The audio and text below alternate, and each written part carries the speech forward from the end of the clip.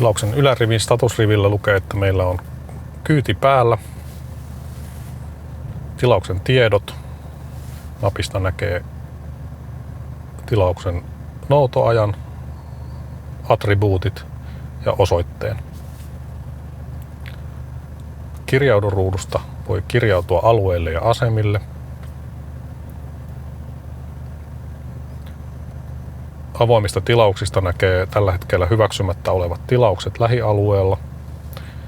Ajotilanne kertoo lähialueen taksiasemien ja alueiden automääriä, tilausmääriä ja muun muassa montako tilausta edellisellä viikolla oli seuraavan tunnin aikana tällä alueella. Viestit valikosta pääsee katsomaan keskuksen ja sinun välisiä viestejä. Ja ajatut kyydit näyttää vuoron aikana ajamasi kyytien tiedot.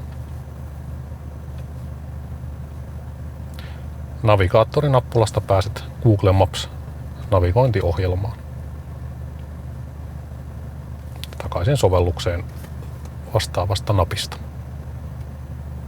Alarivillä näkyy auton ja kuljettajan numero ja asetukset.